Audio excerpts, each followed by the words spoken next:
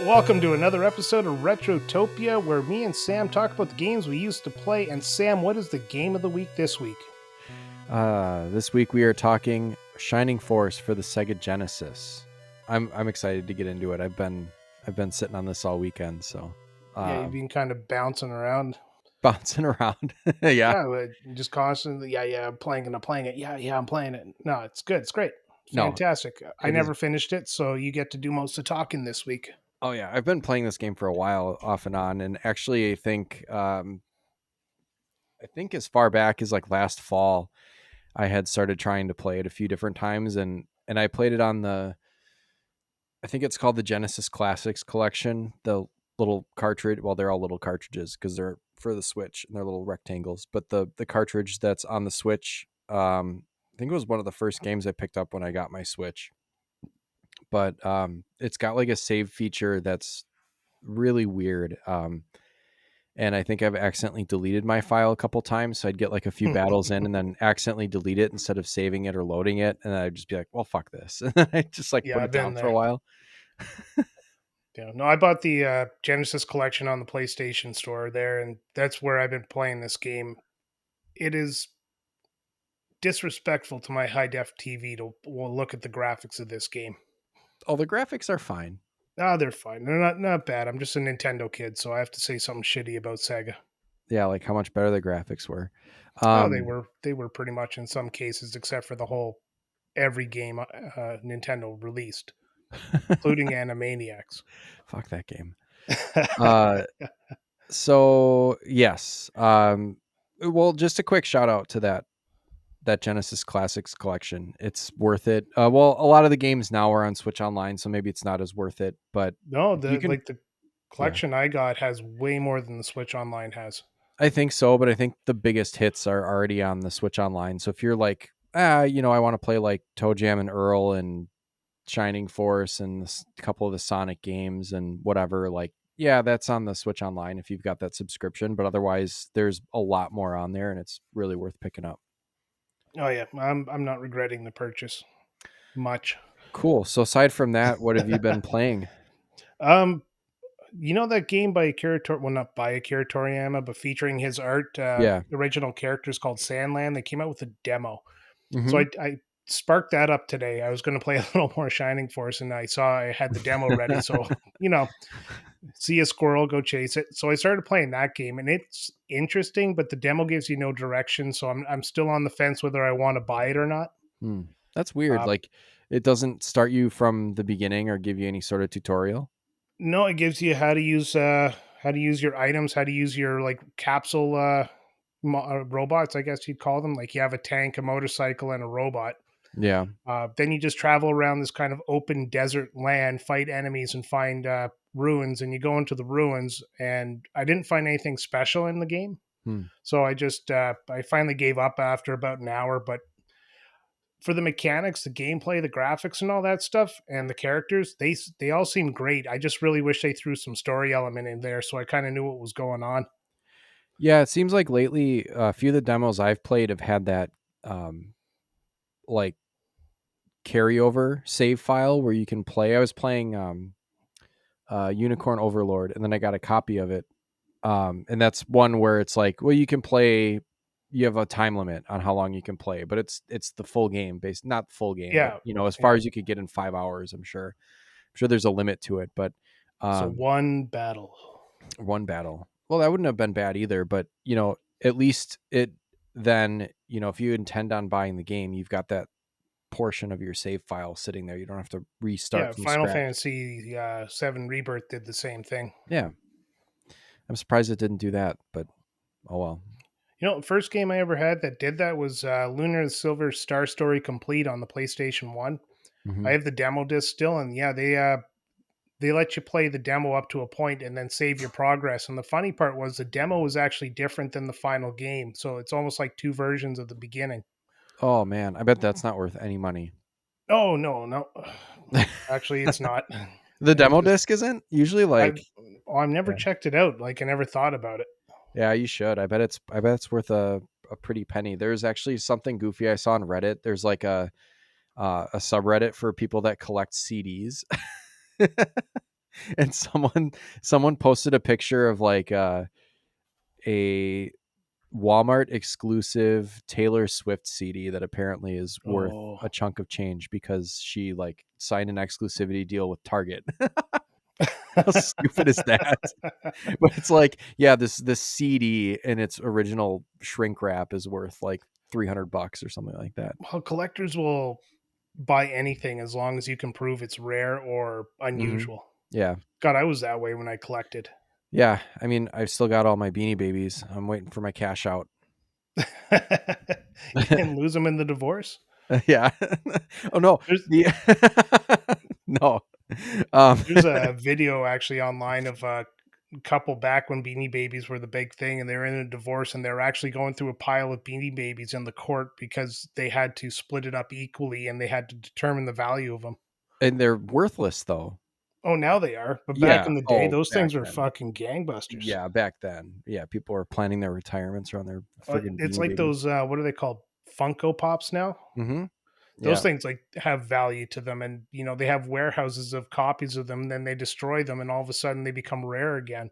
Yeah, it's weird. Yeah, I Funko Pops are icky to me. I have a couple of them, but I don't collect them. I don't like that whole like I guess that's with anything though. Just that like hunk of plastic is in a certain shape and so it becomes rare. You know, Yeah. like it's not even that high quality of a product to me. It's just a vinyl piece of goop plastic, whatever. All right. Well, we just lost a few listeners. Thanks for checking out Retrotopia, the hate place for all your Funko Pop. Yeah, yeah, we'll flame you if you're a Funko Pop fan. No, it's nothing Yeah, against people nerds. who collect them. I just don't want to do it. I'm gonna I go know buy. myself, and I know I would get way too deep into it. Oh yeah, absolutely addicted. It's like Yeah, when I was playing Yu-Gi-Oh, and I would go yeah, buy like boxes of packs of cards at a time because I wanted something good and I didn't want to risk it. Somebody else getting that perfect pack out of that box. So I'd go spend $100 and get like 25 packs to open. ugh, yep, yep. It I got would do that. bad. I would do that for Magic too. It was just like, but there's that, um, gosh, that smell of like like you open a fresh pack and it's got that like Oh new yeah. card smell. Ooh boy, yep. Then the excitement as you slowly thumb through them looking for something rare. And you don't have anything, or like I would open Pokemon trading card packs too sometimes, and I hated it when the rare card or like the star card of your pack was a fucking trainer card. Even if it was a good one, it was just like, come on, I've got like six of these. Smarten up. Give me a Charizard. Yeah. Um. What are you Well, playing, Sam? yeah. What have I We've been talked enough. Yeah, we talked playing? enough about me. We talked about we've alienated the Funko Pop community. Maybe some Yu-Gi-Oh players. No, I've been playing um Shining Force. I finished it, loved it. We'll talk about it. And then I picked up a Steam Deck so that Ooh, yeah, it's quite nice. And I fiddled around with it to get a few games on it for emulation so that I can take this show on the road and not be tied to my computer to play things like Who Framed Roger Rabbit for next week. great game. Great game. Yeah, so it's funny. I get this nice new Steam Deck, and the first thing I actually fire up on it is Who Framed fucking Roger Rabbit. Oh yeah, same thing with me. I bought that Asus Ally there, Asus Yeah, Ally, and first thing I did is popped on RetroArch and played Nintendo games, and it's like this insanely powerful system that people in the '80s would just treat me like a god if I held up in front of them. yeah, and it And has there things I like am. Yeah, comes with free Game Pass or whatever, and you're like, I'm gonna play Mario. yeah, screw that. 8 bits best, baby. uh, so yeah, I downloaded a few ROMs to that for things that I can't otherwise obtain. So don't come at me, whoever owns the rights to Roger Rabbit. Disney, probably. Jesus Christ. Oh yeah. And then, well, with said Steam Deck, I have a Steam account, and it's been, pretty dormant for the last 15 years or so. And I looked at it and was laughing because I had played Portal and I think Half-Life 2 on it. And the last time I had touched them was 2010. And I never finished Portal. I started playing it, liked it, and then just kind of like got out of gaming around that time and just didn't finish Oh, it. it's a shame. Yeah, and so I played it, and it was funny because I started playing it on Friday and I finished it on Saturday. I was like, "What the fuck? Why is it Well, so it's not a short?" long game. Yeah, it's not No, a long game to begin with, but the right? puzzles are fun. It's just Yeah, pure fun from beginning to end in a simple package. yeah, and there's more to it. We're gonna cover Portal for sure, but Oh yeah. yeah, and there's some additional challenges. Like there's certain acts or certain puzzles or whatever that you can replay again with higher difficulty. So like there'll be elements added or elements missing from the original puzzle that make it just a little bit tougher to figure out. So that's kind of cool. That's going to give it some replay. Oh yeah, definitely. I've played Portal about 4 or 5 times over through and through. It's good. It's so good. Yeah, oh, yeah. It's just a Um, pick up and play game. yeah, for sure. And I think that's it. I fiddled around with Roger Rabbit a little bit, but I gotta figure out how to actually play it because it's a real kind of goofy old NES game. So Yeah, well, yeah. Just I looked up a quick walkthrough, and everything in the game is randomly placed, so there's no real walkthrough to it. But there's a few tricks to help you at the beginning. oh, that's good. I'll have to look at But that. we'll get into that next week.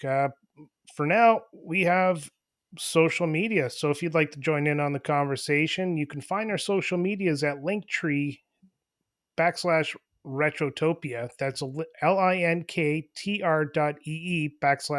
/Retrotopia. Yeah, and there's a Facebook page on there now. I Yes, started it. we got a Yeah. Facebook page. We're right there in 2006. Yes. You could write on my wall. I didn't. I don't think I really added much to it yet.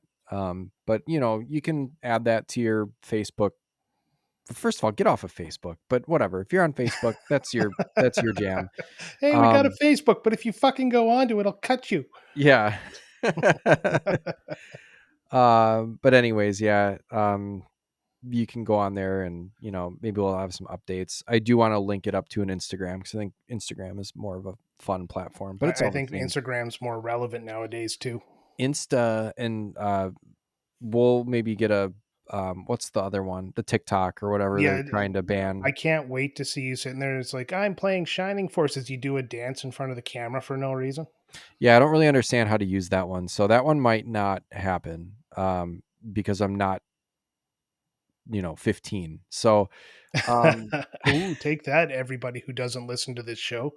yeah, no one cares. um yeah, that's it. That's all the new haps in the social media world. Hoorah! All right, let's move on. Yes, sir. Uh, oh yeah, we're going to be welcoming Alan, who yeah, that episode is out, the Sonic the Yeah, Hedgehog episode. He is going to be our newest partner, and he's doing the Gentleman's Interlude. he definitely was happy to be part of this. And instead of just asking him to do stuff for us, we're bringing him in as a full member of the Retrotopia team. Full on So partner. absolutely. So here he is in the Gentleman's Interlude.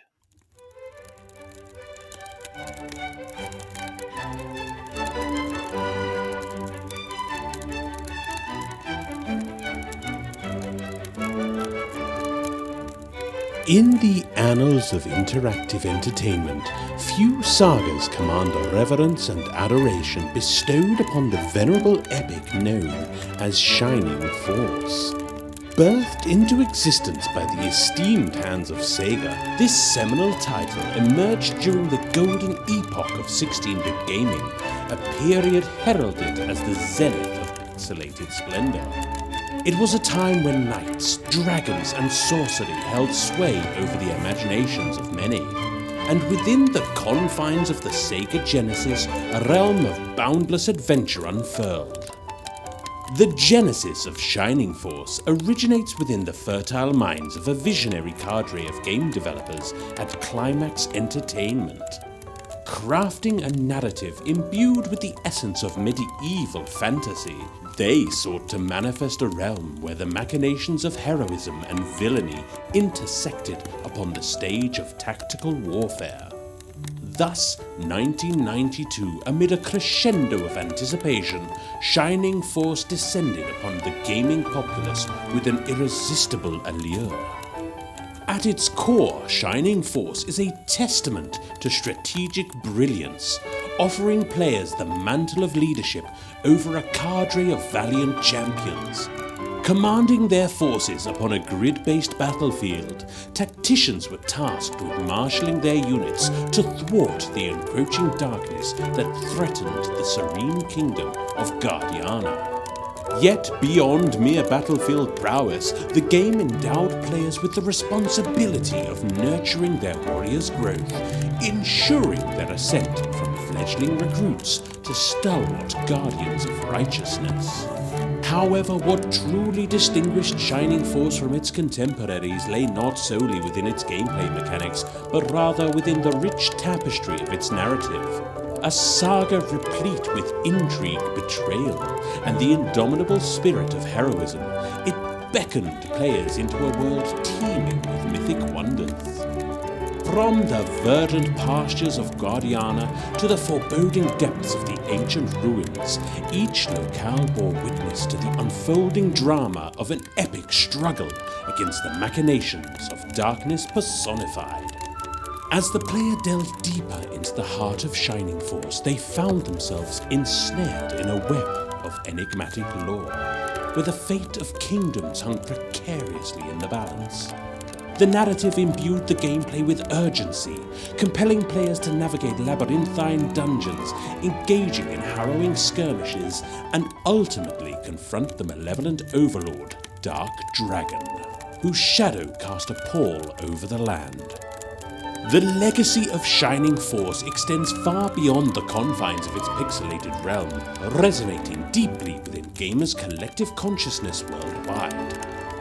Its influence reverberates through the annals of gaming history, serving as a touchstone for subsequent generations of tactical RPGs. Moreover, its characters from the gallant knight Max to the enigmatic sorceress Henri have become icons within the pantheon of gaming lore, their exploits recounted with reverence by devotees of the genre.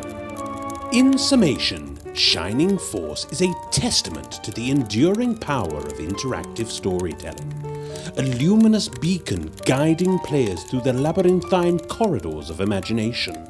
Within its hallowed halls, the spirit of adventure reigns supreme, beckoning valiant souls to embark upon a quest for glory, honor, and the triumph of light over darkness.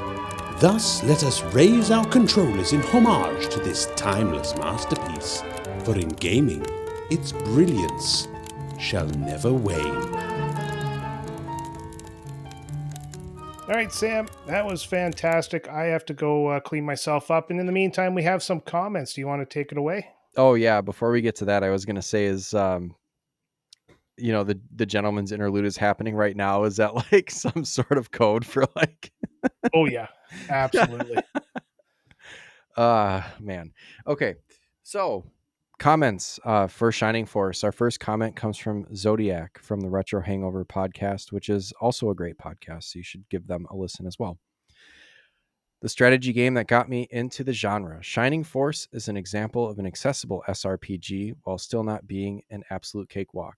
Compare it to its contemporaries at the time, mostly locked in Japan, like Fire Emblem, that had absolutely brutal difficulty. Shining Force is far more forgiving and also takes itself less seriously. While the plot itself is typical fantasy with all its tropes, the gameplay is fast and fun with a large cast of colorful characters, a must-play for any Genesis fan. Yes, I agree. Only Genesis fans. No, I would say for any fan of like RPGs or strategy RPGs, if you like Fire Emblem, you should play Shining Force for sure.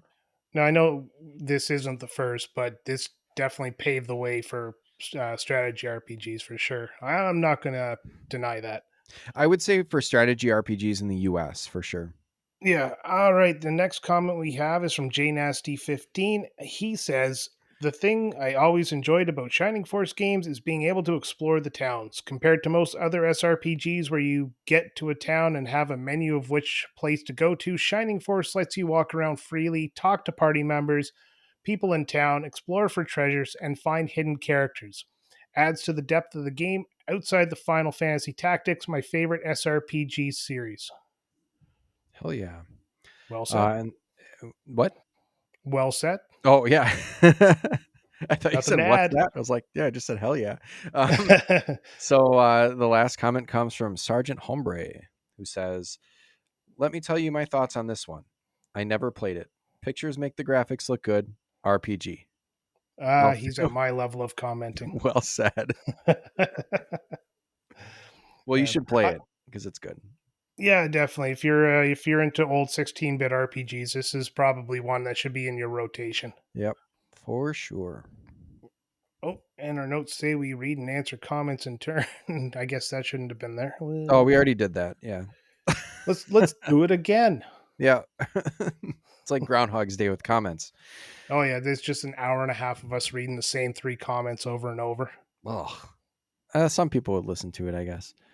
We'll get Alan to do it. He just reads the comments over and over again. Oh yeah. Oh yeah. That all of a sudden, like, we're the biggest podcast in the entire world. Yeah, we're like charting all of a sudden in multiple countries. Alan reads the phone book. I'd listen to it. Fuck yeah. What's a phone book, anyways? All right, so why did we choose this game? Oh, my age. Yeah, Ouch. my age hurts. Why did we choose this game, Brian? Well, when we are going through games, we wanted to actually pick a few more Sega games because we've been very Nintendo heavy up until this point. Yeah. And you were very adamant that this would be a great RPG to play. And overall, you're not wrong. But but I mean, like, there's stuff in this game that makes me not really want to finish it. Yeah. But no, mostly it's this is definitely a game that's on a lot of people's list of best games to play, and something I had to try for sure. So why do you think we should play this?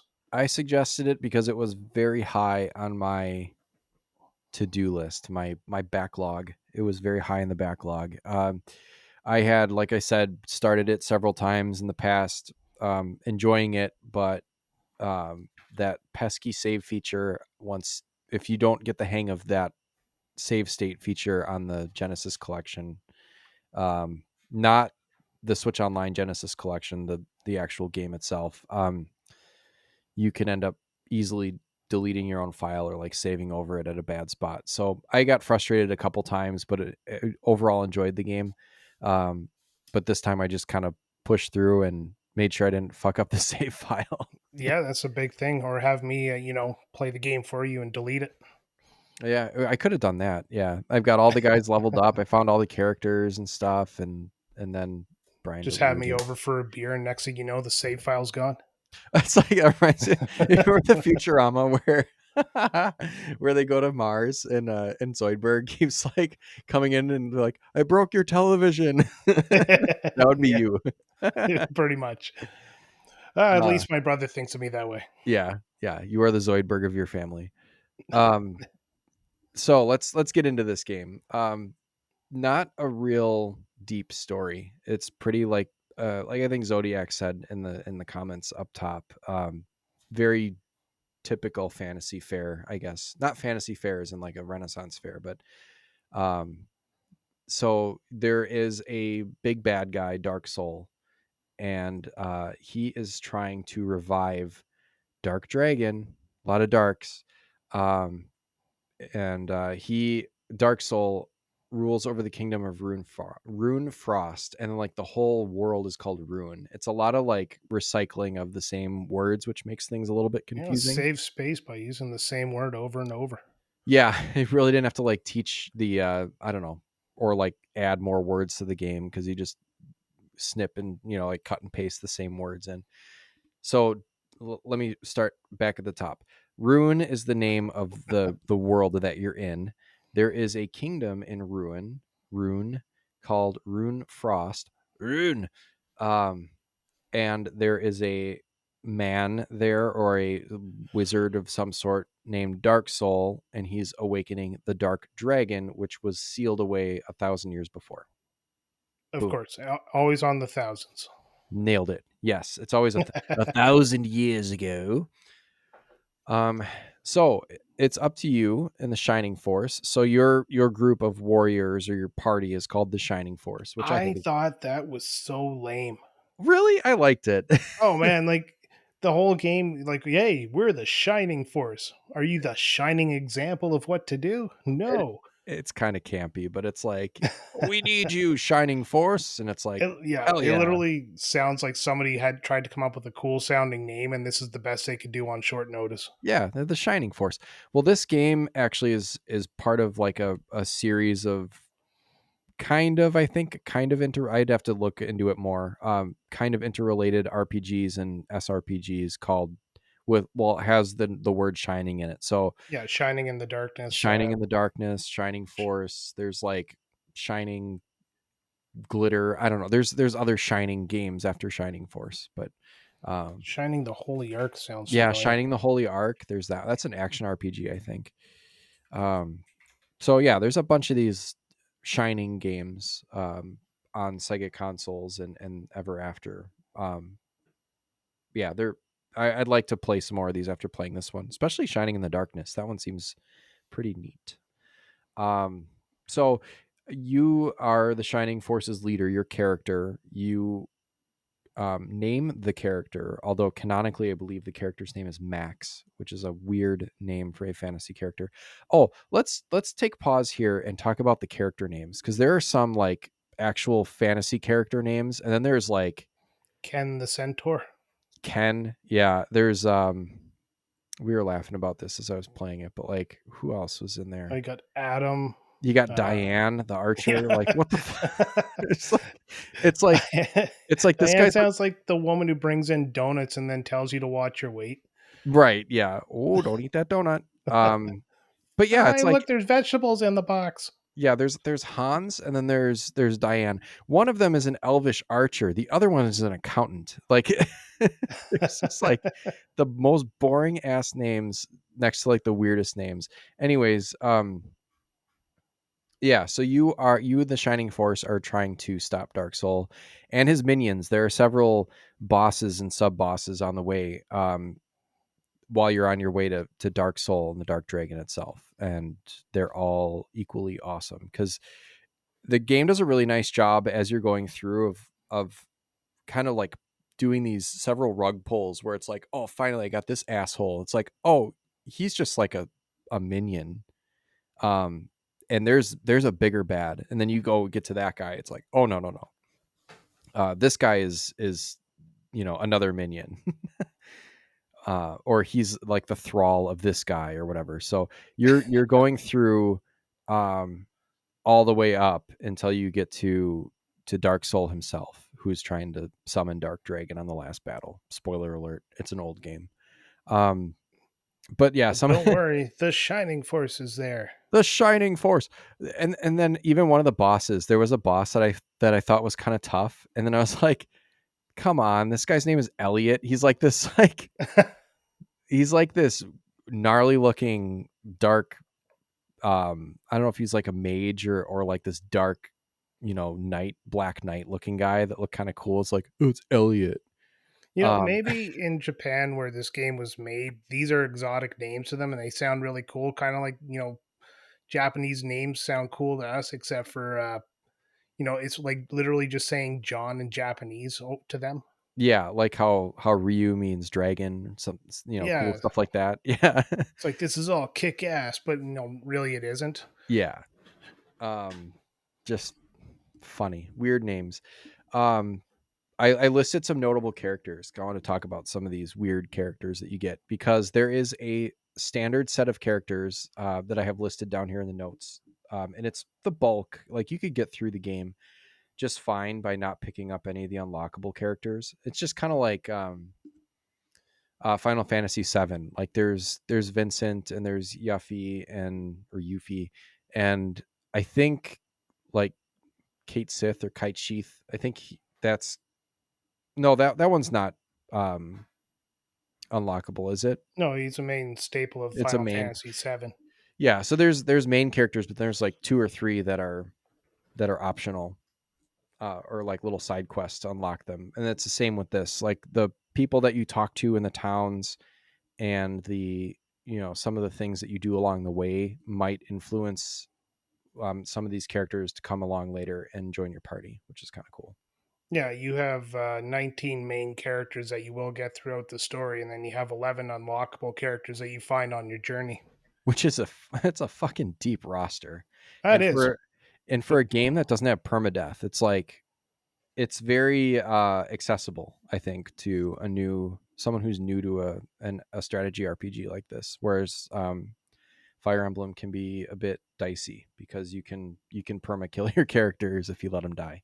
Well, I was reading up on this game a little bit there, and people were asking the developer if they use Fire Emblem as their kind of example, and he's like, "No, we want to make a game that isn't so fucked up in its controls." Oh yeah, because you can I think they spend. actually used the word a game that's fun. So shots fired. Yeah, we want to make it fun. Um, yeah, Fire Emblem can be brutal because you can be leveling up your character and lose it, and then you're done. Final Fantasy Tactics also had permadeath, but at least you had the opportunity to kind of save your guy, because they're on the screen there for like 3 turns, I think. Yeah, and Um, the only one you couldn't lose was your main character in Final Fantasy yeah, Tactics. and same with this. If you lose, we'll call him Max. I named him Benji. I usually name him after my dog. But like, if you lose Max, again, it's very forgiving because all it does is just like kick you out of the battle. It was like Max can fight no longer, and then you end up back at the chapel with the priest or whatever, where you save and can promote your party members and revive them and stuff. You pay gold to revive them, but I mean, you can grind for gold. Um, so it's pretty simple. But we were going to talk about a few of these characters. So there was Max, the leader of the Shining Force. He's your main character. He's always in your party. We just discussed how if he falls in battle, you technically lose. He's kind of your HQ. Um, so then there's Xylo. I mentioned Xylo because he's a werewolf. He's a character that you get, I think, maybe midway through the game. And after I got Xylo, I just rode Xylo all the way through the rest of the game because he's overpowered. Hmm. He is game breaking. They like basically what I could do is if there was a map where there was maybe like a split path where it's you have to divide your forces. I could send Xylo up one path by himself. Basically, his defense was incredible, and he could at the end of the game he was killing enemies with one hit. So I mean, every time it was his turn to do something, you move, kill one, and then he'd make his way up the map just as fast, if not faster, as a party of like 5 or 6 characters on the other side. And he was you got him regardless, right? He's part of the 19 main characters. Yes, he's one of the 19. I can't remember what circumstances exactly you get him, but you end up in this town, and I don't know if he's like sick or something, and then he like lift a curse on him or something, and he just joins your party, and he's just a fucking beast. Um, Both there, literally and figuratively. yeah, both. Um, what was the other one? Oh, this one is one of the unlockable ones that I ended up getting, but is Domingo, and I guess is a fairly for fans of Shining Force or the Shining series. Domingo is kind of a almost like a mascot for Shining Force. He's like a weird, like almost like a blooper looking thing, like Mario. You know those little squids. Oh yeah, yeah. So he looks kind of like a blooper, and he's got like a weird hat or like a bag over his head or something that he's like lifting up, and he's got like goofy little eyes, kind of like soot sprites in like a Miyazaki film. Um, he's still like a little cute mascot type thing, but he starts at level 1. when he hatches from this weird egg that you get. So in this very specific part of the game, you have to get this egg, and then you have to bring it um, to this lady, and there's like a traveling town that is like a train. Um, and there's a lady in this town that she spots that you have this egg. It's, oh, it looks like you have this egg. Let's see if we can hatch it. And then Domingo joins your party. I don't know why his name is Domingo. It's a weird name for a weird little squid creature. And it's kind of almost like a Magikarp scenario where you know that this thing is going to be powerful if you just grind it, grind levels on it. Um, and I think first of all, it flies, so it doesn't have some of the mobility issues as a typical wizard, and I think it's got some pretty powerful magic spells down the line once you level it up. It was That's a big fine, one. yeah, and it was fine. I didn't have the patience to continue to um, like leave and go back into battles to grind levels on this thing. Well, the way you described Xylo, it doesn't sound like Domingo was really necessary. No. Well, plus I had the two other mage, and then they upgrade and they're wizards or whatever. There's Henri. That's another one that I mentioned here as a notable character because you start with a mage named Tao, and she's pretty good. But then you get another one, Henri, and it's the same thing where she starts out she's defensively really, really weak. She doesn't really have, that good of magic power, but at the end of the game, she was awesome. And she had the most magic points out of any of my like mage characters. There's like a kind of a healer class that turns into a vicar. We can talk about the classes a little bit in a little bit, but in a minute and a little bit. Um, and then yeah, so she had the highest magic power. She had the best spells, and basically I could put Xylo on one side and her on the other, and just be pelting with the highest. I think it was like an ice spell, and then Xylo would be on the other side doing his attacks, and I was basically wiping out bosses left and right with those two. Plus, the main character is really good once you get his ultimate sword. Um, Hmm. those three That's were like, yeah, that was the Chaos Sword, wasn't it? yeah, it was like the Chaos Breaker or something like that. And I actually kind of happened upon that, at least part of it. So the Chaos Breaker was two swords. You get this light sword and then you get a dark sword. And if you can equip the light sword and use it, but if you equip the dark one, it says your character is cursed. And I didn't know what that meant, so I didn't try it. Then there's a place where you put them in a pedestal, one on the left and one on the right, and then you get this Chaos Breaker sword, which is excellent. Um, Makes your main character pretty unstoppable too. Um, so yeah, those are some notable characters I liked. But did you have any that stood out to you while you didn't play as much of it? But No, I actually didn't pay attention to the characters from when I did play with it either. Like I said, the only thing I noticed was a centaur named Ken. yeah, But all the knights. I pretty much had the starter pack of uh, characters still. Like I was only on battle number 3. Okay, yeah, I just thought it was funny that all the knights are just like, well, I don't know what their thought process was, but it's like they're just horse people.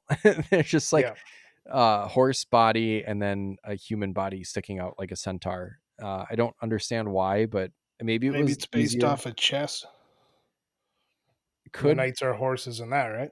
Yeah, it could be, or like maybe I was thinking the sprites would have been kind of janky looking if they tried to put a person on a horse and they were having trouble with it. So it's like, well, just put the body as the head of the Horse horse. riding technology didn't hit 16-bit consoles until 1995. Right. But I was thinking like, what is this world where like you are this horse person, so your occupation is limited to knight? you can Yeah. only you can only do that. Well, you're a horse person, so um No, it's yeah. definitely hard to get a job out there as a horse person. You try to be a waiter and your ass keeps knocking over the other table behind you. Oh god, yeah, just like turning and knocking everything off the table at George Webb. Like, sorry, sorry, sorry. flies around your ass because it's just constant shit in the tail. Yeah, it's like you're taking Enjoy someone's your order. soup. You're taking someone's order. You just take a shit. Oh man, Well, that's not on topic. no. Hey, we had to talk about these weird horse people. Of course, absolutely. What do you think Named of the Ken. What do you think of the gameplay? I actually enjoyed the gameplay for the most part. I liked the strategy RPG fighting. It felt fine. The cross menu was the perfect way to have it. The biggest problem I had was because I was using a PlayStation controllers. I kept hitting cancel Oh no. instead of action. So a couple of times, button mashing, I'd end up skipping my turn. So Yeah, my if I guy would just stand there with his, dick in his hand and get beat on by the enemies for a while. yeah, if I did that, I pretty unashamedly, if I was button mashing and I fucked something up, I was just like, I didn't mean to do that. I'm just gonna rewind because I have that feature. And Oh, I uh, don't know if that feature's available. I should check. yeah, it is. And also, if you played on the same collection I did, I'm gonna mention this here. It makes the game so much more playable. Everyone, there is a fast forward feature on the Switch version of the Genesis collection. When the enemy is taking its turn and when some of the battle animations are going, they can go on kind of long. I fast forwarded through all of them. Yeah, let's talk about those battle animations where if you take an attack or you do anything, it switches over to that screen and the music changes to that jarring song there, and you do one action, then you switch back, and the battle music restarts. Yeah, it keeps restarting. It's so And dumb. you do that over and over and over for every character, so it actually adds time to your fights because you have to switch over to that Yeah. 5 to 10 second action screen and then jump back. Like you could probably cut 12 hours out of the game just getting rid of that. Oh, for sure. This game is very slow. Um, because of that and because of waiting for each enemy piece to take its turn. Even if it doesn't move, it's still the cursor slowly moves over to whatever Yeah, enemy is going to go next, and then they even if they don't do anything, and then it slowly moves to the next one. And yeah, flipping in and out of these encounter screens, which is pretty typical. I mean, even I have the original Fire Emblem, or whatever the localization is of the original NES Fire Emblem, the Shadow Dragon, the Blade of Light, on my Switch. It was like on the eShop for a very limited time at some point. Anyways, like it does the same thing where it switches over to this battle screen, and then the two characters square off, but for some reason it is just so much faster than this. And I don't understand why. it's pointless. So there's absolutely no point. You could just make a unmoving pixelated character just do a movement where it goes back and forth to simulate attacking. I mean, it's pretty standard. I mean, what's the Advance Wars does it too. It'll take both units and square them up, but still, it's like it doesn't seem like it takes as long as this game. Yeah, well, this one takes like an abnormally long amount of time, mostly because you're when it starts, you have to wait for the music to hit a few notes before any action is even taken. Oh, right, yeah. It's like, hey, listen to this great song we came up with. Yeah, that you're going about to listen to 400 times a fight. Well, one thing I will say about these encounters is the graphics are amazing. This game came out in '92. I will not say anything negative about the graphics because it is a very good looking game. So that is one forgivable aspect of these really long kind of set square offs between two characters. And some of the enemies, like especially as you get later into the game, um, the enemies at the beginning are like, I don't know, archer or, you know, dark dwarf or whatever, and they're kind of ho hum, fantasy looking characters. But like as you get further into it, there's like fucking skeletons and robots and zombies and weird shit, and they look cool. There's a lot of good, and like the bosses look cool too. Yeah, one of the things I will take away for the graphics in this game is that first town looks very meh, Yeah. very like you go into buildings and stuff like that, and of course the roof disappears so you can see inside the building, but it's very plain. It's nothing makes me feel like, oh my god, I'm home. And I Yeah. know it's not important to the story or the plot or anything like that, or they would have spent more time, but it's just I don't know. If that place got bombed tomorrow, I wouldn't care.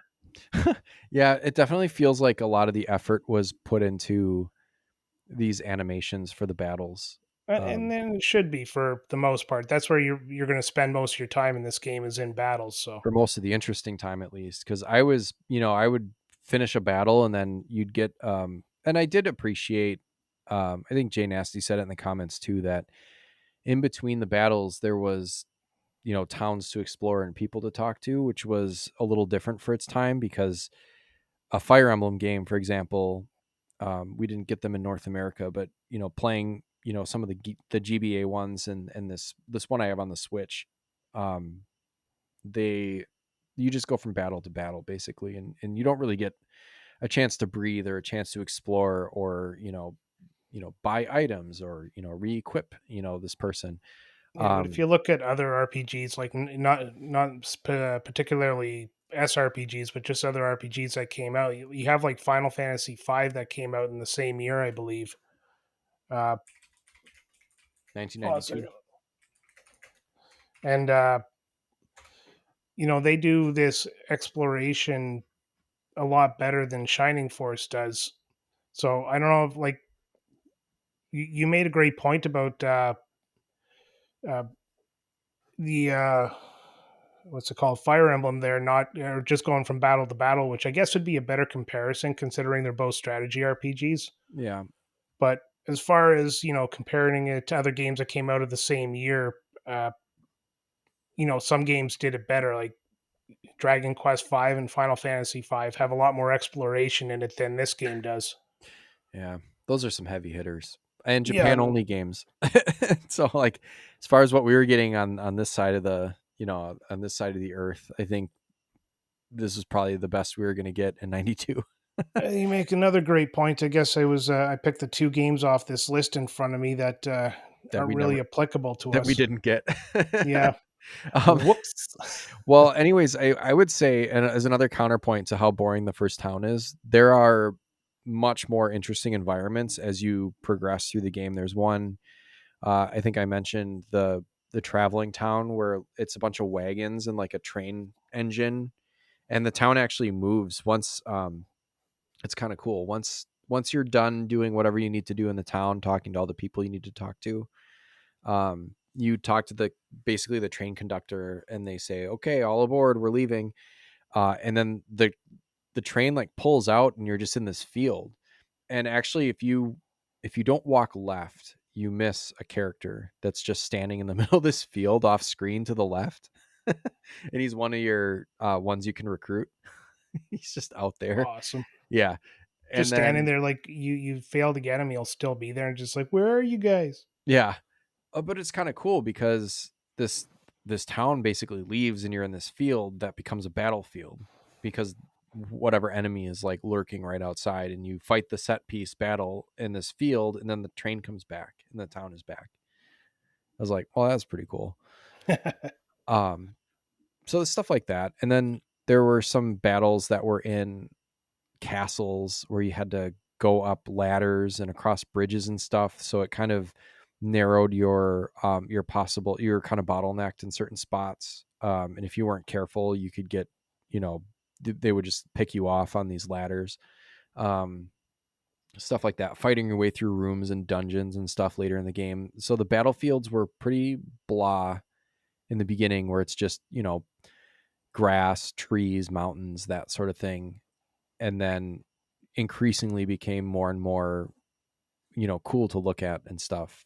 Even if the terrain wasn't that varied, it was still, I'm trying to fight room to room or go down, like I said before, where I would send Xylo down a hallway by himself because he could take care of himself like a big boy, and everyone else had to go the other way because they were all weak in comparison.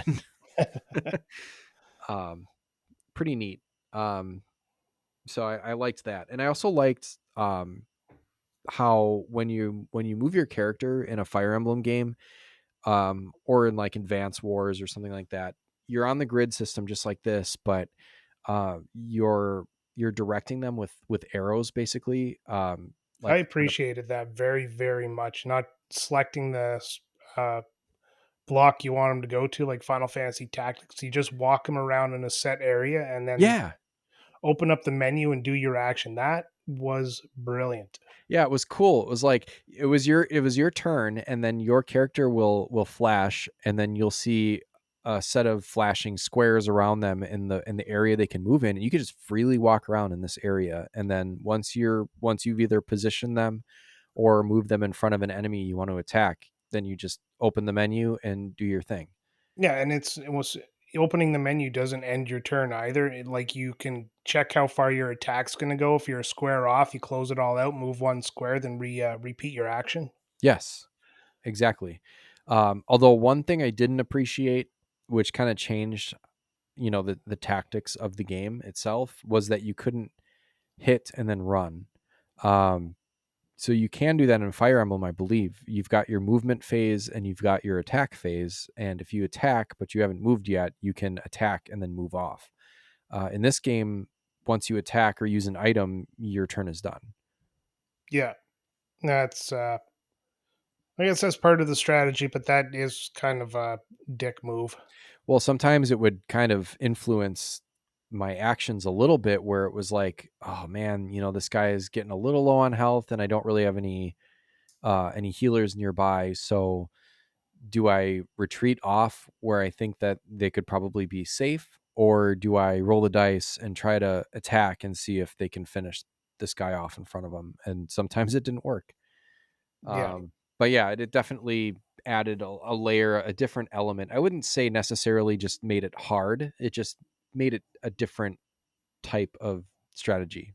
So yeah, you got to think about the action, move the character before you use the item, kind of idea. yeah, no hit But and run technique. yeah, well, you mentioned that, and I'm thinking through some of the games I've played, and I'm pretty sure every SRPG I've played has had the ability to move after you do an action, as long as you didn't move before. Yeah, it took some getting used to in this one, and I'm interested to know, because I definitely will play Shining Force 2 and 3. Um, and there's also Shining in the darkness and Shining in the shining the Darkness, holy arc, shining wisdom. Shining in the Holy Shit.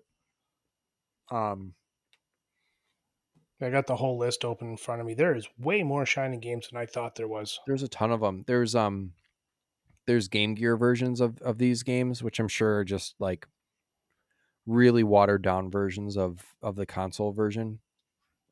Um, Yeah. Well, the one thing I yeah, like about this is Camelot, who built Shining Force, also did the Golden Sun games for the Game Boy Advance and the DS. real powerhouse there Oh yeah. for sure. So that's kind of what piqued my interest right away. That and their Mario Sports on the several Nintendo systems. What a weird what a weird set of games. What a Yeah. weird family of games, I guess. Like Golden Sun, Shining, all the Shining games, quote unquote, and then like Mario Sports. So the people who were responsible for characters like Domingo Yeah.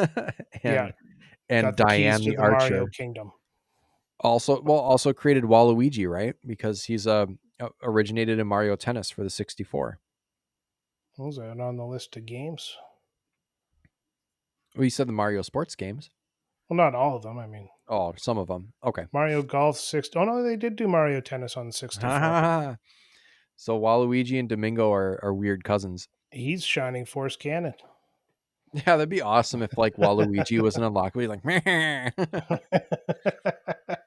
Or like you get to Dark Soul and like the Dark Dragon is just like Waluigi, Yeah, but with a dressed up. dragon body. Yeah. It'd be like the horse people.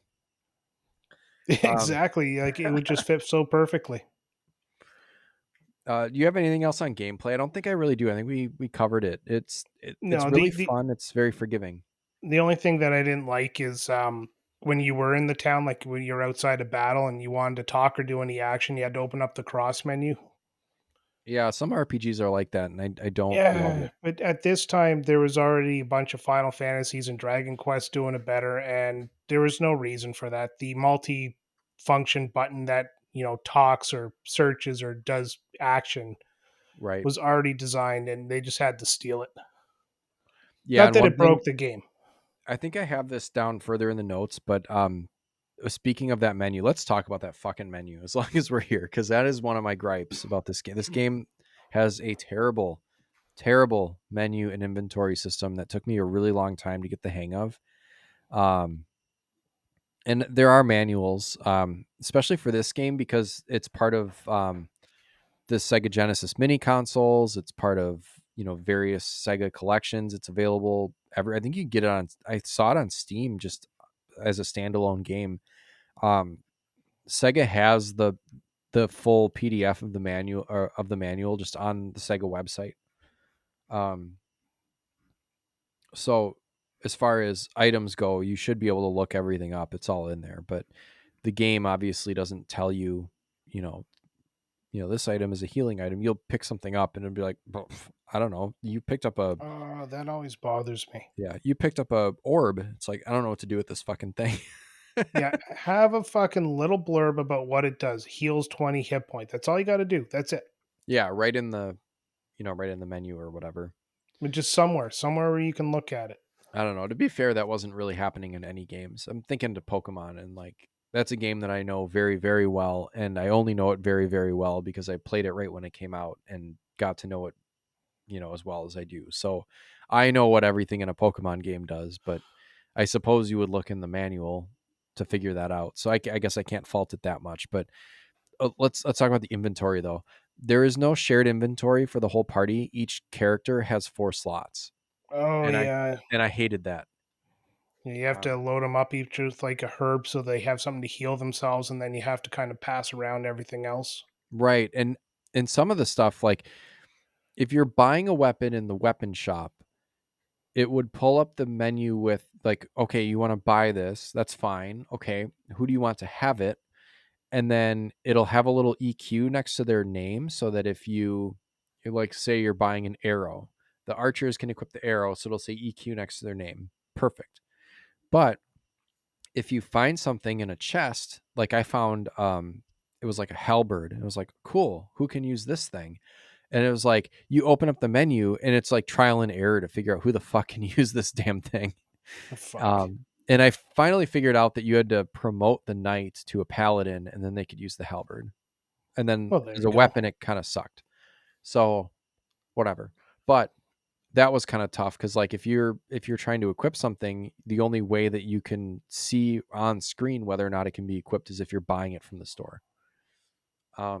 Yeah, I get that. That can be annoying. I never got that far into actually finding anything that I used. But Yeah, no, and I then going through the coming from. menu, you had to like give items back and forth between characters in order for your lead character to have enough slots to open chests.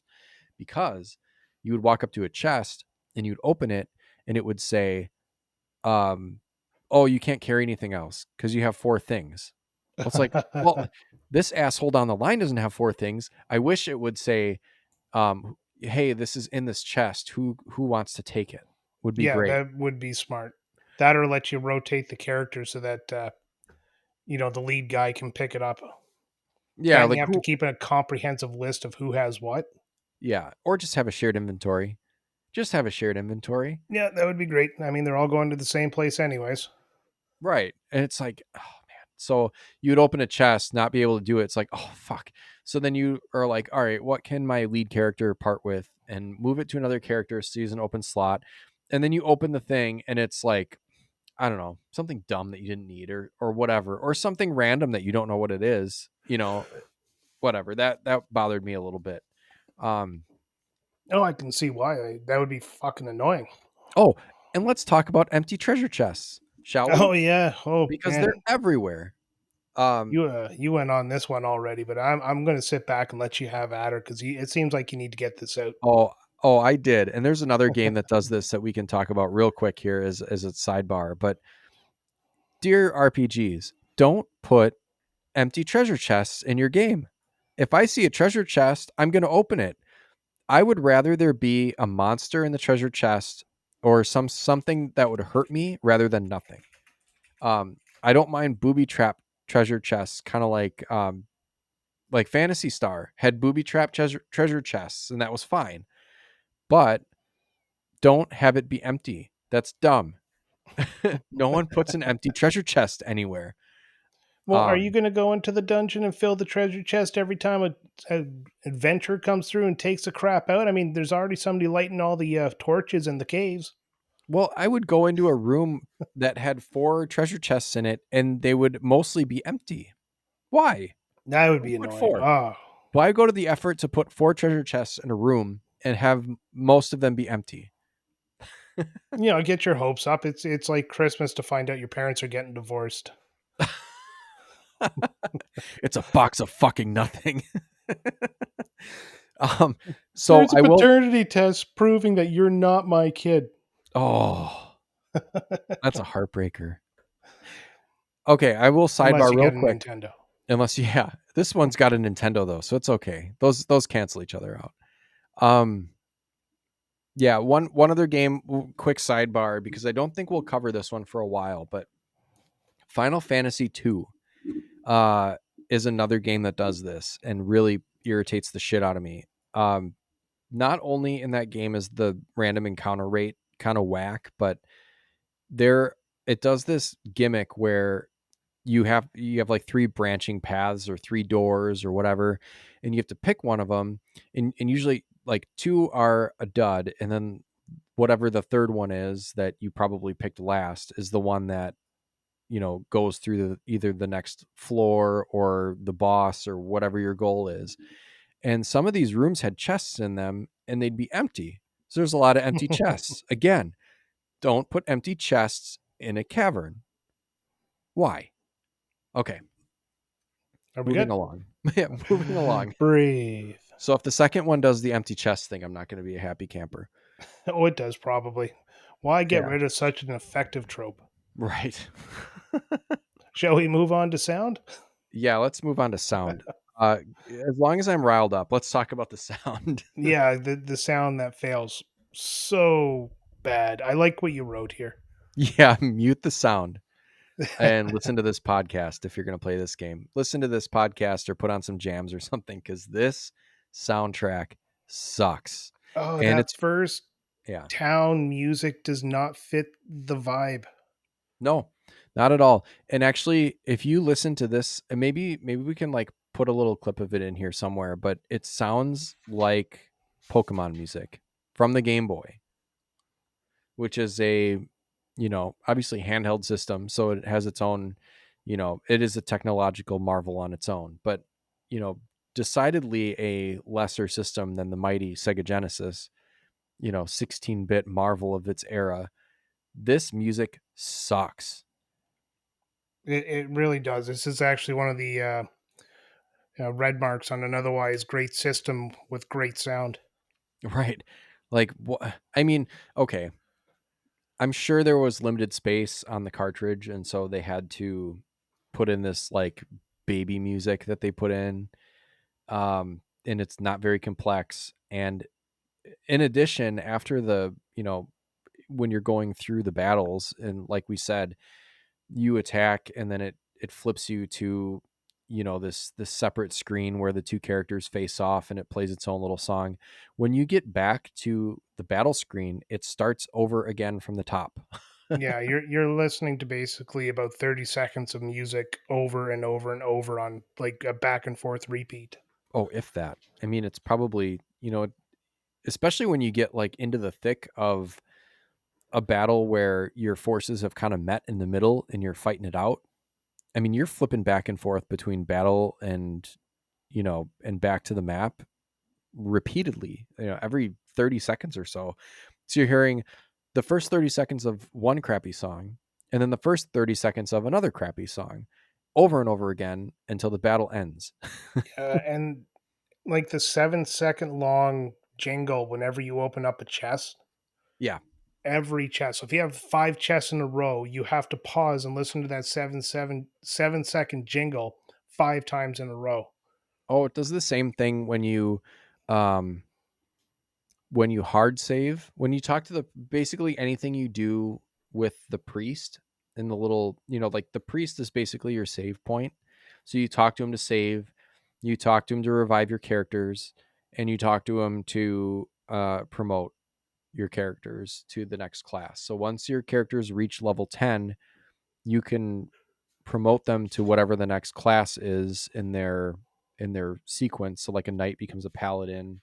Um, the swordsman, which is what your main character is, becomes a hero, and so on and so forth.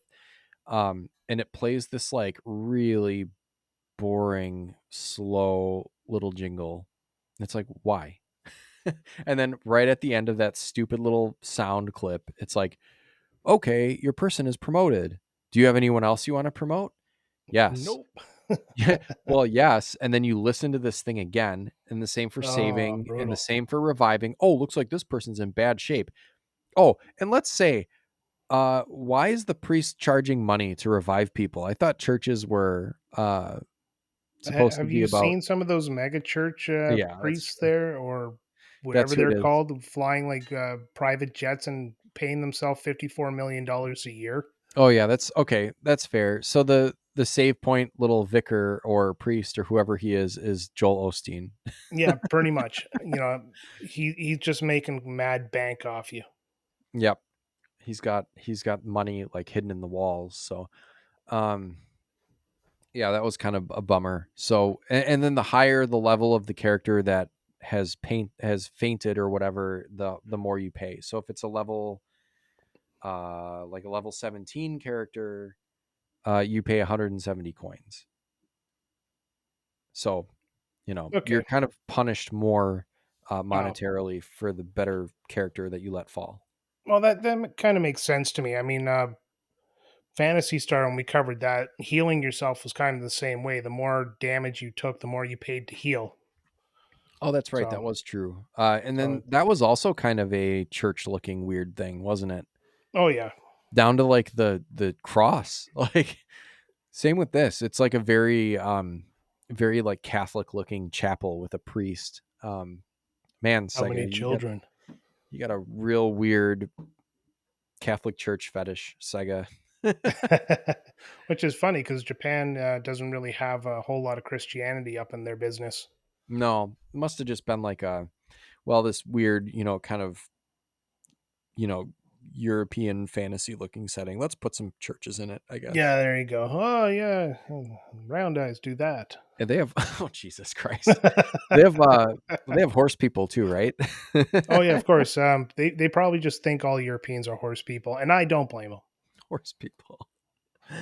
Oh man. Yeah, so let's all right, we ragged on the sound. And then I'd say I thought that first song or like the little town song sounded like Pokemon.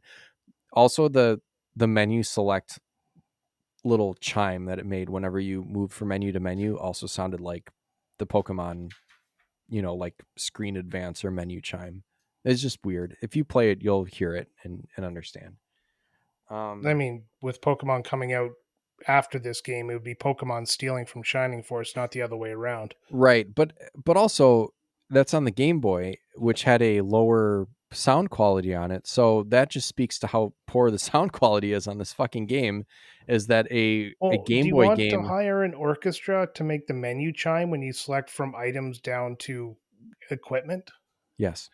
Just have like the full London Symphony Orchestra out there, just like ding. Yes, please. London Symphony Orchestra, please give me a middle C whenever I advance through this menu. Just a real quick staccato. There you go. Yeah, friggin' music on this game costs $100 million just because they wanted to have a different sound for every movement.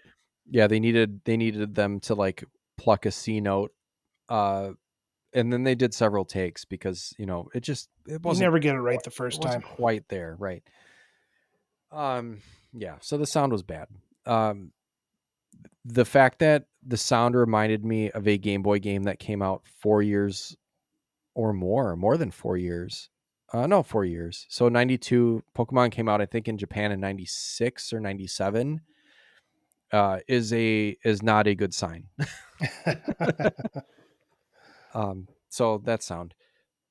Um yeah, I think we went over most of Oh, this we've stuff. beaten up sound. Like the cartridge is on the ground crying, and we're still Yes, kicking. it's already dead. Sound was bad. Did you think the game was fun? Let's just get down to the end here. Yeah, the What did game you was think? fun. definitely fun. Like you said, turn the volume down and you can just listen to like, your Alanis Morissette album or something. What the fuck? Okay. Uh, Funny because I actually played Final Fantasy VI my first time through and listening to Alanis Morissette because I needed to put headphones on for reasons. But As was the style at the time. it was the style at the time when my dad found his new wife. Oh, okay. I just meant like listening to as Alanis Morissette was the style at the time. Oh yeah, actually it was. That was the newest, greatest album. But no, let's move past the sound here and the game itself. I like the battles. Besides the like cutting in and out of the individual screens, which I didn't like, but the actual battles themselves are really fun. Yeah, you Um, kind of get into a rhythm, and it's like no, once, I yeah, had zero problems with the battles at all. Moving around the map, uh, it was automatic from point A to point B, like the world map, I guess. yeah. Um, didn't like that. Let me have some fun walking around. It's a minor thing. I want it. I want it so bad. Give it to me. Get now, now, now. Oh, the Uh, world map. yeah, I don't know. Something about being forced to go to places on a world map just takes away some of the fun of the game for me. Yeah, it's very linear. I posted in our notes here. If you scroll down, there's like a world map that's in the manual. Yeah, I Um, looked at it. I had no idea that the world map was this big because you basically are kind of locked into certain regions at a time, and you can't backtrack or explore forward at all. Uh, once Yeah, and you're, that's the yeah, biggest problem. Like I like the exploration. Like I like the Final Fantasies where I can walk through the woods and right into the side of a mountain for no other reason than there might be something there. yeah. That's kind of what I want. But again, strategy RPGs tend not to be like that. You look at other games like Final Fantasy Tactics, and then you're on a system again. Yes, you can go back and forth, but it's from point to point to point. There's no exploration outside of the battle scenes. No, yeah. There's no walking around or anything. So I think it was unique in that, but yeah, it just wasn't quite the full the full experience of walking around a map. Um, anything else? No, no, I'm pretty much said what I have to say. The characters were poorly introduced. Um, the first group you had, it was just I thought I was gonna like how's it starts is you go and talk to the king.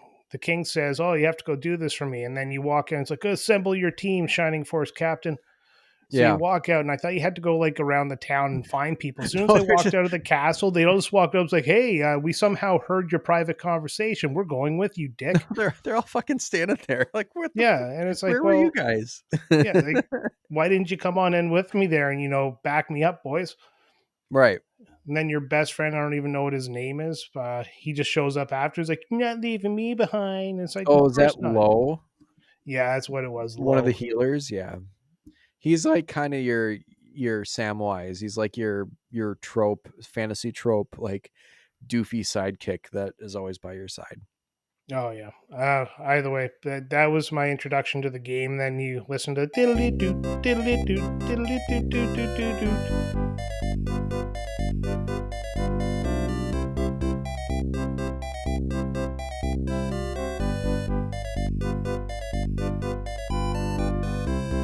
Over and over again. You just want to get out of there, so you jump into the world map, and it's right into your first battle. That's And yeah, that was cool though. I liked how it was, but when you got to that castle you did the first battle with, I noticed there was a house off to the right, and I yep. wanted to explore it. But of course, instead of letting me choose whether I go into that battle, it forced me into it. And I was like, well, I want to get this done. And then I kind of turned the game off. And then when I went back to it, I forgot to go to the house. Oh yeah, because there's a character in there. His name is Gong. He's Well, he was he's gone because I didn't get him. well, he's like a healer monk. So he's got kind of weak attack, but he's got a heal spell and can do punching. So he's okay.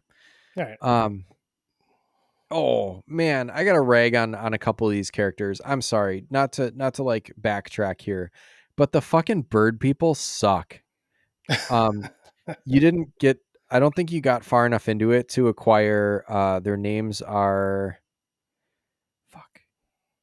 Um Ammon is the first one, and Balbaroy is the other one. They're like these. It's like if you watch Rick and Morty, it's like bird Bird, person. Yeah, it's bird bird person.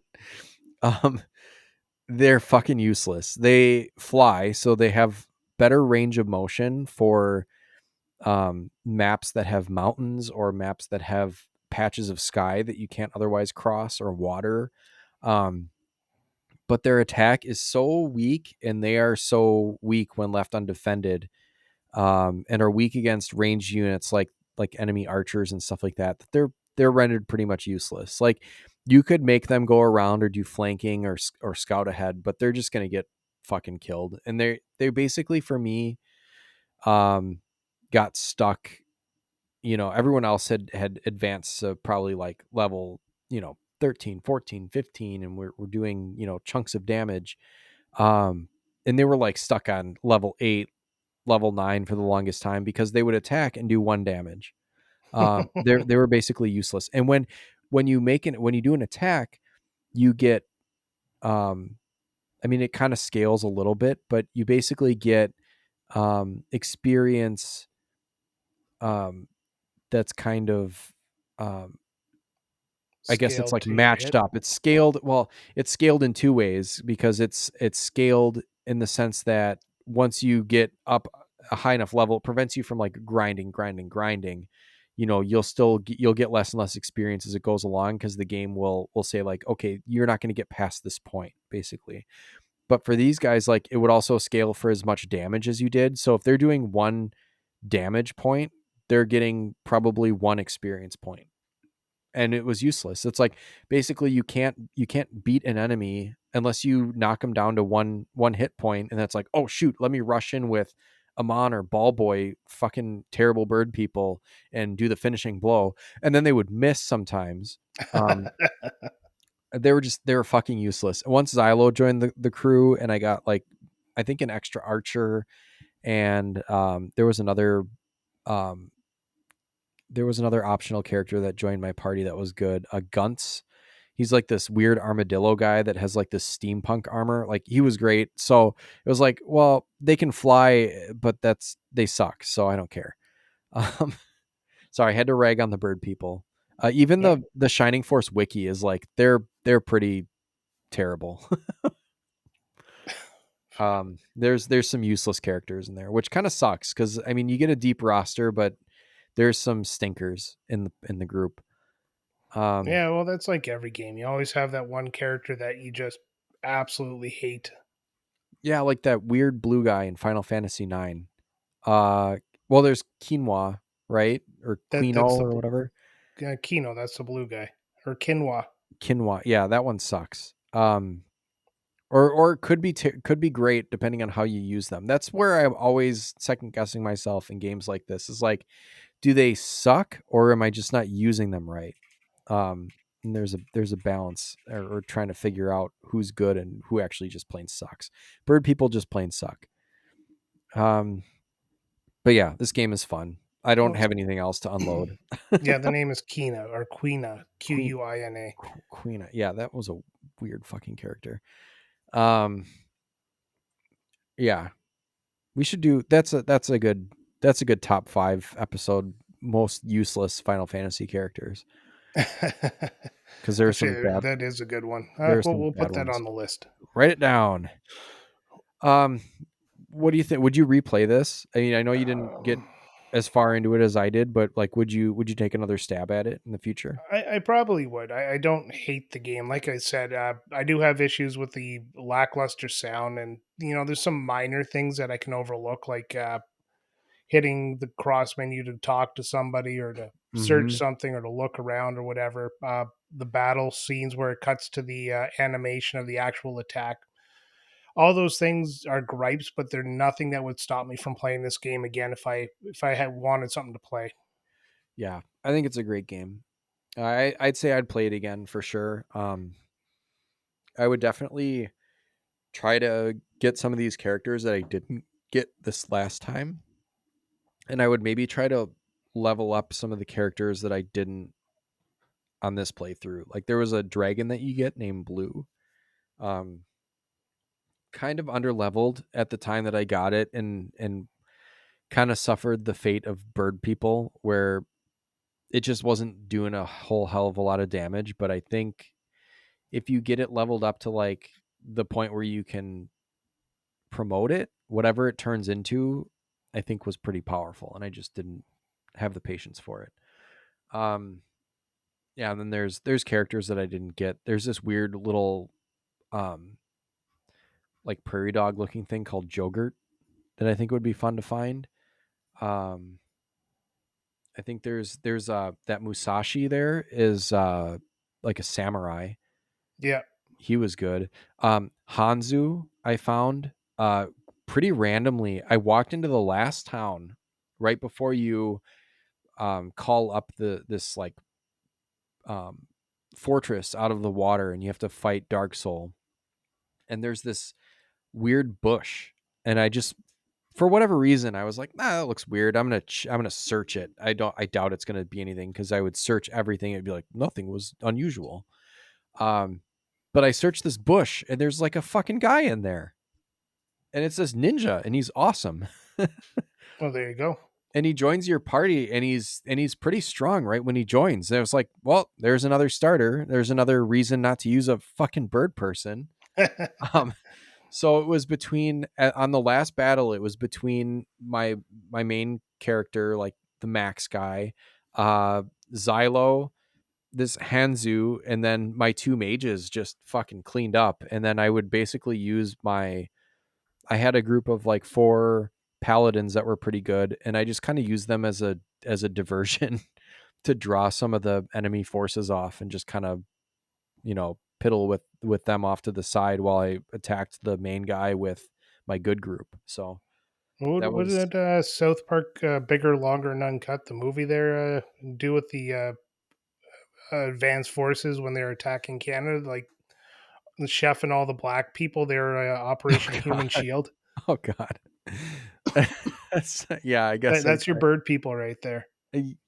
no, the bird people couldn't even come because they suck too bad.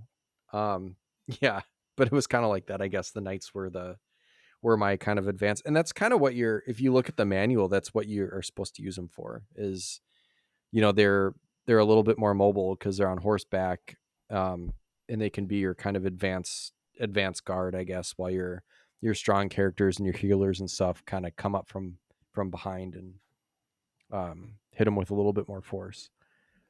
Oh yeah, absolutely. All right, should we wrap this up? A little bit more shining force. But yeah, we can wrap this up. I would definitely play it again, and I look forward to playing Shining Force 2. But there's also, like, if you look at the list of Shining games, it's like Shining Force 2, 3. There's a Shining Force CD, which I actually have on my Genesis Mini 2, which I'll be firing up at some point. Um, there's War Song, which is another like tactical game on the Sega. Um, Unicorn Overlord, which just came out recently, is a Sega game. I don't know. Sega makes a mean SRPG. I don't think Yeah, they're very they known do a for it. good job of it. Yeah, but they make some good ones. So yeah, what would you? I'm gonna let you go first. What would you give this game out of 10? Having sat back and listened to everything you said and mixing it with my own, I'd give it a solid 7. Ooh, did I bring it up with my talk of empty treasure chests and useless bird people? No, it hovers around a 7. Like I said, it's a fun game. It's just it has some minor flaws. Yeah, But it's a first in a series of SRPGs. I know Shining in the Darkness came first, but that's a different style of game if I remember correctly. yeah. I've played a little bit of it. It's definitely weird. It's got kind of like if you mix Fantasy Star style kind of dungeon crawling with um gosh, I don't know, like kind of Dragon Quest, but you're not really walking around. It's very graphically looks very cool because like the set pieces are very detailed and stuff, but you're not walking around a town. You're kind of sifting through a scene. Basically, I don't know. It's weird. We'll have to play it. We'll have to Yeah, cover that one. it'll It's be put on the long list 10 years down the road. yep, episode 500, Shining in the Exactly. Darkness. So what are you going to give this game? I'm gonna give it a 7.5. I really, really liked it, but there were some, I think I would not have enjoyed it as much if I didn't have that fast forward feature. Um, I would have been sitting through, and especially would have gotten impatient if I started to kind of lose ground in a battle and want to rethink something, or retreat and do it again. And there are some battlefields that were so big that you were spending the first several turns just positioning. So without the fast forward, I think this game would have suffered for me a little bit. But since I had it, it benefits and it gets a 7.5. I'm There you sure go. that I'm sure the sequels do it better. We'll see one day. Definitely interested in Shining Force 2. Yeah, for sure. And then we do a tier list or tier ranking of the games that we cover as well. So if you're not a member of our Discord, you should be. And we gave that link up top. That's linktr.ee /Retrotopia, and you can find the link there. So currently we have only 2 S tier games, South Park and Super Mario RPG. Was there another one? No, that's it. Nope, that's it. Spoiler alert, this one's not going in the S tier. I'm Oh, absolutely not. going to let you go first again on this one. What are you going to give it? Um, I'm putting it on the same level as Fantasy Star, which is the B tier. Yeah, I did the same. I think this is a good, solid B tier game, worth playing for sure, but something that's probably been done better since. Yeah, also, we don't have a Sega game that's in the A tier or higher, so I want to keep it that way as long as possible. Well, we're coming up on some good ones. This is just the warm up. Nintendo rules, son. This is the palate cleanser, the amuse bouche. The amuse We've bouche. got Nice. we've got we've got Shining Force and Fantasy Star and Sonic 1. Man, wait till you get to the sequels. Yeah, that's the big thing, isn't it? We've played all the number ones. Now we got to play the number twos. Yeah, those are definitely going in the A tier, I think. Is at least for Sonic 2 for sure. But Oh, you hope so. oh, I know so. We'll see about that, Yeah. jackass. All right. So, anyways, now that I'm like way off track, Yeah. I sorry, I caught something on my computer screen, and I just said the first thing that came to my mind there. But Goddamn porn um, pop-ups. yeah, exactly. Like she's in my neighborhood. Yeah. All right, so that does it for another episode of Retrotopia. Sam, you got the final word. What are we playing next week? Next week we are playing and discussing Who Framed Roger Rabbit for that's an NES game, right? Yep, for Yes. the NES. And Woo.